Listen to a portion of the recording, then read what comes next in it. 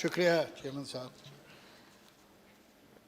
अच्छा वक्त, बुरा वक्त, कैसा भी वक्त हो गुजर जाता है। तो ये 6 साल भी गुजर गए और ऐसे गुजरे कि लगा कि मैंने 6 बार आंखें झपकाई हैं, इतनी तेज़ी से निकल गए। लेकिन इस तेज़ी में भी जो कुछ देखने को मुझे मिला वो मैं ज़िंदगी भर अपने दिल में, अपने जहन में संभाल के रखूँगा। वो बड़ी कीमती चीज़ है। मैंने यहाँ लीडर ऑफ द ऑपोजिशन और उसके बाद leader of the house Shri Arun Jaitley की स्कॉलरली स्पीचेस सुनी। मैंने यहाँ चिदम्बरम साहब और कपिल सिब्बल साहब का इनके साथ डिबेट सुनी। मैंने यहाँ भिंद्रा करात और सीताराम येचूरी की पैशनेट और लॉजिकल तकरीरें सुनी। मैंने यहाँ श्री रविशंकर प्रसाद के विट को देखा। यहाँ राम गोपाल यादव साहब जो सख्त से सख्त बात नर्म से नर्म लहजे में कह सकते हैं, उनकी बातें सुनी। और भी सुनता, लेकिन मुझे एक किस्सा याद आ रहा है। मजाज उर्दू के एक बहुत बड़े शायर थे और उनका सेंस ऑफ ह्यूमर भी बहुत मशहूर था। तो कश्मीर गए तो पहली बार किसी मुशायरे में, तो वहाँ किसी ने पूछा कि मजाज साहब आप पहली बार आए, यहाँ के कुदरती नज़ारे देखे आपने, कैसे लगे? कल भाई बहुत अच्छे लगे, और ये बीच में पहाड़ वहाड़ आ गए वरना और भी दिखाई देते। तो यही कह सकता हूँ कि बीच में बहुत सारे एडजॉर्नमेंट आ गए थे, वरना और भी तकरीरें सुन लेता। लेकिन खैर जितना सुना वो भी काफ़ी था। अब क्या फ़ायदा, मैं तो आपकी तारीफ कर चुका। जब ना रहे तो बेहतर जी।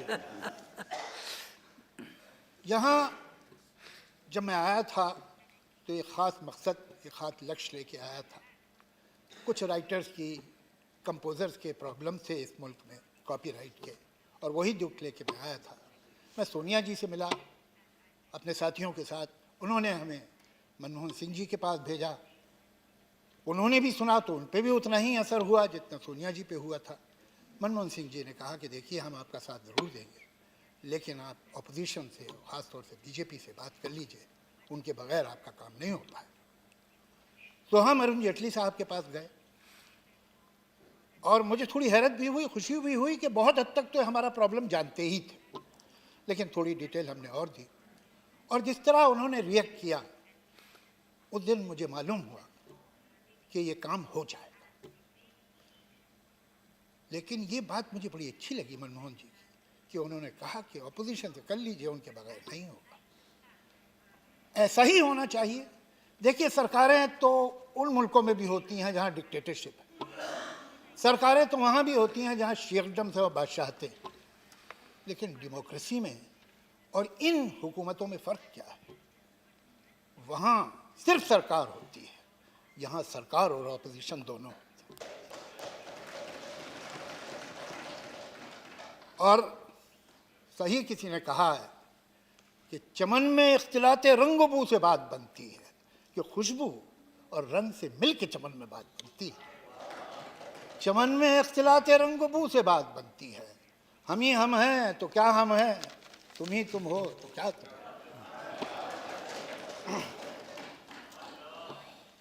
देखिए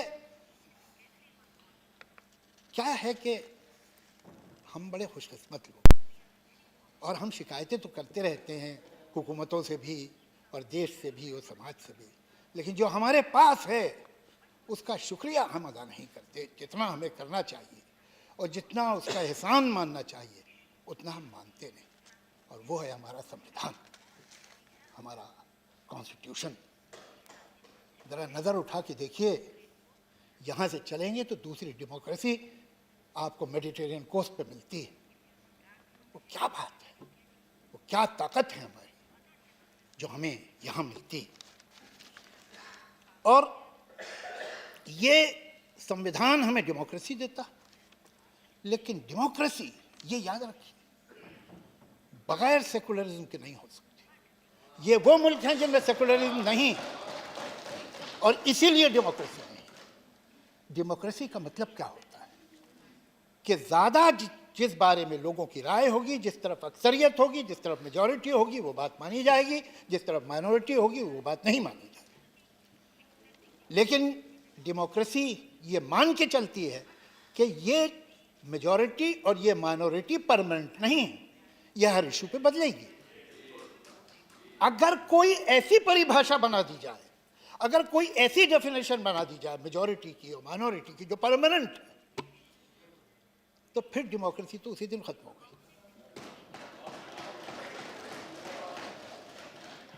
हम अगर सेकुलरिज्म की बात करें, हम अगर सेकुलरिज्म को बचाने की कोशिश करें, तो किसी एक वर्ग या दूसरे वर्ग पे कोई एहसान नहीं कर रहे। हमको सेकुलरिज्म इसलिए बचाना होगा कि इसके बगैर डेमोक्रेसी ही नहीं बच सकती। लेकिन मैं ऐसा विश्वास रखता हूं कि हमारे देश में ये बहुत बड़ा अचीवमेंट है, हमारे बहुत से अचीवमेंट। हम जब आज़ाद हुए तो शायद सुई बनाने के काबिल नहीं थे, आज हम एक इंडस्ट्रियल कंट्री हैं, बहुत बड़ी पावर है, बहुत बड़े अचीवमेंट्स हैं हमारे। शायद इससे भी ज़्यादा हो सकते थे, लेकिन जितने हुए वो भी बहुत थे। लेकिन सबसे बड़ा अचीवमेंट ये है कि हमने अपनी ज़मीन की धरती में जनतंत्र को उतार दिया। उसकी जड़ें इतनी गहरी हैं कि उखड़ नहीं सकती हैं, ये मुमकिन नहीं। ये बहुत बड़ा तोहफा है जो हमारे बुजुर्गों ने हमें दिया है। और एक तरफ ये डेमोक्रेसी, एक तरफ ये कमाल का संविधान, और दूसरी तरफ एक ऐसा मुल्क, एक ऐसी आबादी जिसमें 50% लोग जो हैं वो 27 साल की उम्र से नीचे, जहां 35 करोड़ लोग यंग हैं, 10 साल और 25 साल के बीच में। ये एक यंग मुल्क है, इतनी एनर्जी है इसके पास अच्छा कानून है, इसके पास एनर्जी है, इसके पास इल्म है, टैलेंट है, कैलिबर है। मैं ऐसा मानता हूं, इसलिए नहीं कि मैं हिंदुस्तानी हूं, इसलिए कि ये सच बात है कि एवरेज हिंदुस्तानी का आईक्यू बहुत अच्छा होता है। वो पढ़ा लिखा ना हो, वो गांव में रहता हो, वो जबान टूटी फूटी बोलता हो, लेकिन उसकी अक्ल है, वो नादान नहीं। हर चीज हमारे फेवर में। तो फिर क्या वजह है कि आज दुनिया के सबसे ज्यादा बेरोजगार हमारे मुल्क में? क्या वजह है कि दुनिया के सबसे ज्यादा टीबी के मरीज हमारे मुल्क में? क्या वजह है कि दुनिया का हर 5वां बच्चा जो 5 बरस की उम्र से पहले मरता है वो हिंदुस्तानी होता है? क्या वजह है कि हर साल एक कैलेंडर ईयर में 50,000 औरतें माइनर प्रेगनेंसी के कॉम्प्लिकेशन की वजह से मर जाती हैं? हमें ये सोचना होगा। ये शक्ति, ये कानून, ये सिस्टम सब हमारे पास हैं, तो हम तरक्की, डेवलपमेंट करना चाह रहे हैं तो कौन सा, किसका डेवलपमेंट, किसके लिए और किसकी कीमत? डेवलपमेंट जीडीपी नहीं है, डेवलपमेंट है ह्यूमन डेवलपमेंट इंडेक्स। सवाल ये है, जीडीपी तो मैं आपको बताऊं, एक मुल्क है दुनिया में ब्राजील, जहां दुनिया की तीसरी सबसे बड़ी प्राइवेट प्लेन्स की फ्लीट है और उनकी 1/3 आबादी पावर्टी लाइन के नीचे है। ये हमें अपने देश में नहीं देख रहा।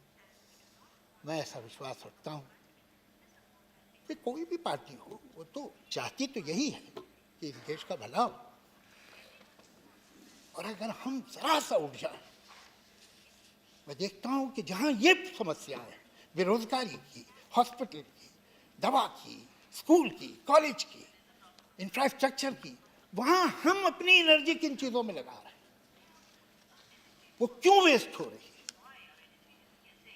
आए दिन कुछ ऐसी बात सुनने को आती है जो न सुनते तो अच्छा था।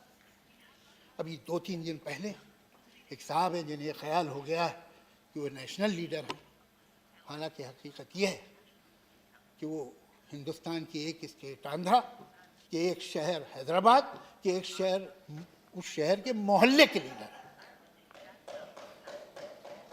उन्होंने ये कहा कि वो भारत माता की जय नहीं कहना चाहते, नहीं कहेंगे, इसलिए कि संविधान उन्हें नहीं कहता है। संविधान तो उन्हें शेरवानी पहनने को भी नहीं कहता और टोपी लगाने को भी नहीं कहता।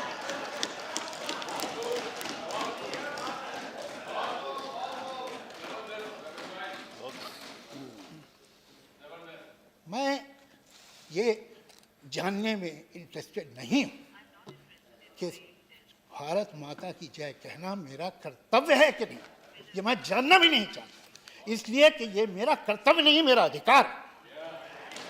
और मैं कहता हूं भारत माता की जय, भारत माता की जय, भारत माता की जय। ये कौन लोग हैं? मैं इस बात को और इनके इस ख्याल को जितने सख्त वर्ड मुमकिन है जो एक्सपंज न हो उनमें कंडेम करता हूं। और मैं इतनी ही सख्ती से एक और नारे को भी कंडेम करता हूं जो अक्सर हिंदुस्तान के शहरों में बोला जाता है, मुसलमान के दो स्थान, कब्रिस्तान या पाकिस्तान। मैं उसे भी कंडेम करता हूं।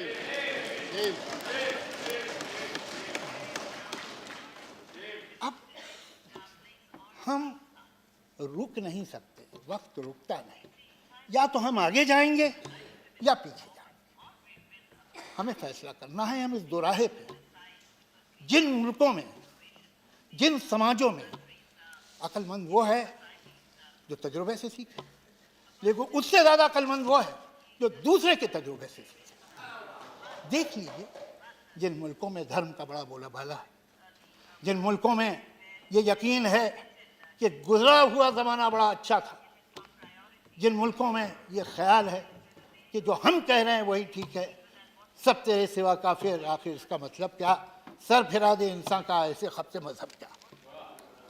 जिन मुल्कों में ये खपत, वो कहाँ गए? जहाँ बात पर जबान कटती है, जहाँ आप एक लफ्ज़ बोल दें जो धर्म के खिलाफ हो, मजहब के खिलाफ हो, तो फांसी दे दी जाती है। वो मुल्क हमारी मिसाल बनने चाहिए, या वो कि जहाँ हर तरह की आज़ादी, जहाँ last temptation of Jesus Christ भी बन सकता है। कौन से मुल्क सही है? कहाँ इंसान आराम से है, कहाँ गंदगी देता है? ये दो रहा है। आजकल जिसे हम फ्रिंज कहते हैं, वो फ्रिंज दिन ब दिन बड़ी होती जा रही है और उसकी ज़रूरत नहीं है। मैं शायद मेरे कुछ दोस्त मुझसे नाराज़ भी हों इस बात, लेकिन ये मैं दिल से समझता हूँ कि इस सरकार में बड़े काबिल लोग भी मौजूद हैं और जो बहुत अच्छा काम करते हैं वो कर सकते हैं, लेकिन उनके ऊपर ये बहुत बड़ी जिम्मेदारी है कि ये सो कॉल्ड फ्रिंज, जो कि न सिर्फ मामूली लीडर्स हैं बल्कि एमएलए भी हैं, एमपी भी हैं, मिनिस्टर ऑफ स्टेट भी हैं और कभी कभी मिनिस्टर भी हैं, वो इनको काबू में ले। इसलिए जावेद साहब जी, मजबूरन मेरी नजर घड़ी पे है। मैं भी मानता हूं सर, वक्त अच्छा नहीं है। मैं बिल्कुल आपके साथ हूं। तो मैं यही उम्मीद करूंगा कि ऑपोजिशन हो कि सरकार, ऑपोजिशन का भी रोल है, इसलिए कि ये जो नौजवान हैं ये हमेशा नौजवान नहीं रहेंगे। जापान ये एडवांटेज खो चुका है, चीन ये एडवांटेज खो रहा है। आपके पास ज़्यादा से ज़्यादा 20 साल हैं जब आपके पास ये एनर्जी है। आप एक प्लेटो पे पहुंच जाएंगे, फिर वहाँ बहुत दोनों चलेंगे, 100-150 साल बाद फिर ये हालात आएंगे। तो अपोजिशन को भी सोचना चाहिए और सरकार को भी कि यहाँ काम, ये एडजॉर्नमेंट जो है हमें आगे नहीं ले जाएंगे और ये पोलराइजेशन भी हमें आगे नहीं ले जाएगा। एक ऐसा हिंदुस्तान बने, और बन सकता है, बहुत मुश्किल नहीं है, बहुत आसान है, कि जहाँ हर सर पे छत हो, जहाँ हर तन पे कपड़ा हो, जहाँ हर पेट में रोटी हो, जहाँ हर एक के पास दवा हो, इलाज हो, स्कूल, सड़कें हो, बिजली हो, पुल हो सकता है। जरा सा बस अगले इलेक्शन की परवाह बंद कर दे आदमी और सब कुछ हो जाए। बहुत बहुत शुक्रिया। शुक्रिया।